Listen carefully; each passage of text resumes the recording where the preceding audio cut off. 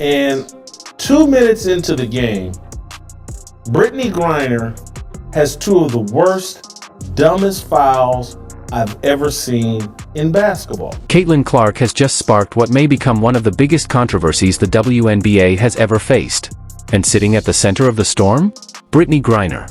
What started as a routine game has now cracked open something much deeper, something the league might not be ready to confront. Also, I feel like we're just scratching the surface. Like, everybody asked me, like, where I think this is gonna go and what it's gonna be, and like, I don't really have an answer, because if you would have told people this is where the WNBA is, 5 years ago, you would have said this is where we're gonna be now. People probably wouldn't have believed. But this story isn't just about hard fouls or heated exchanges on the court. There's a much more complex and troubling narrative unfolding behind the scenes, one that challenges everything we thought we knew about the league. And the details that are now surfacing? Let's just say, the WNBA would rather keep them buried. Trending trajectory, it's improving, and she has everything to do with it. Attendance for Indiana Fever games? Are you kidding me?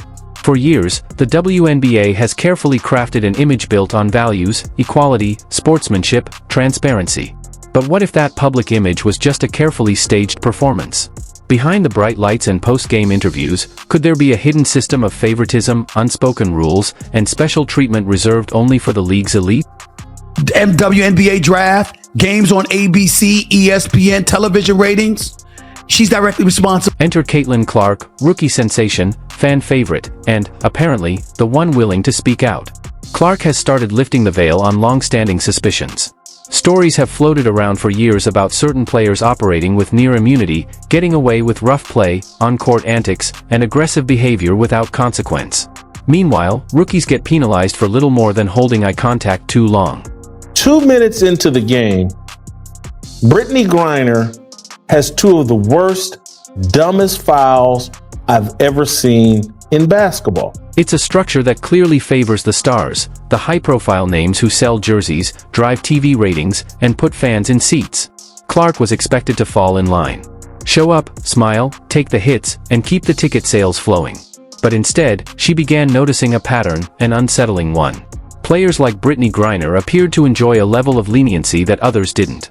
Refs looked the other way. Fouls weren't called. What would earn a bench warning for a rookie barely earned a whistle for a veteran. Was in a Russian prison. You would think that somebody who is now free, back in America on home soil, would not have too much to complain. Clark didn't just accept it, she started asking questions. Why were some players operating under a different rulebook? Why did the league seem to tolerate certain behaviors when they came from certain names? The deeper she looked, the more obvious the favoritism became. And at the top of that protected class? Brittany Griner. But this wasn't just about basketball anymore. It was about fairness, and Clark had receipts. Watch what she says. The entire internet has reacted to this. Here's Brittany Griner. They're playing against the Indiana Fever, and look what she's saying. Go ahead, Rob. Everything came to a boiling point during one highly anticipated matchup.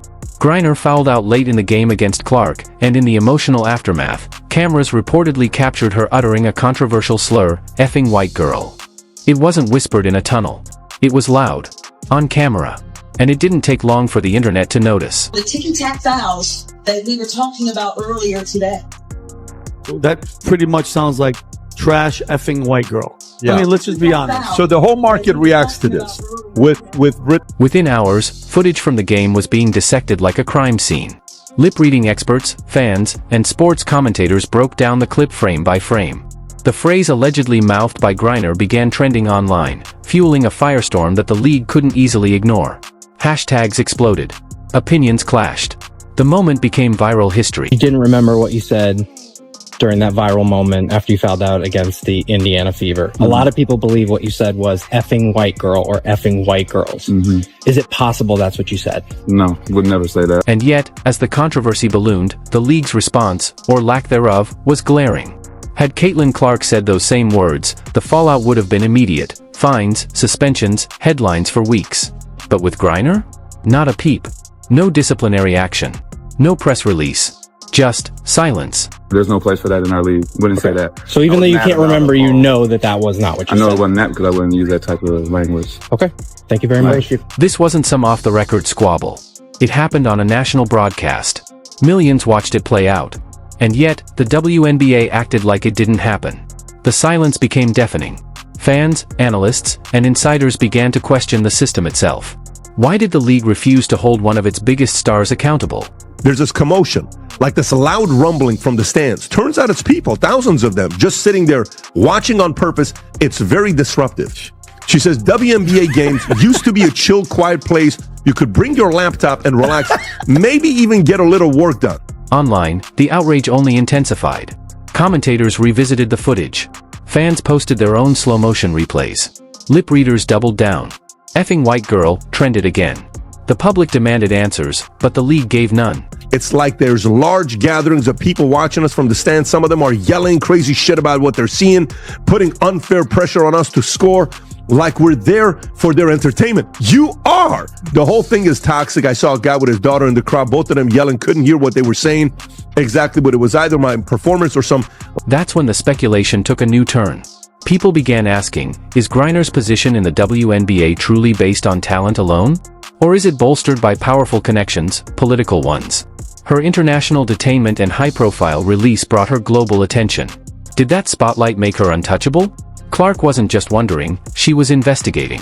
And according to sources close to her, what she found was far more alarming.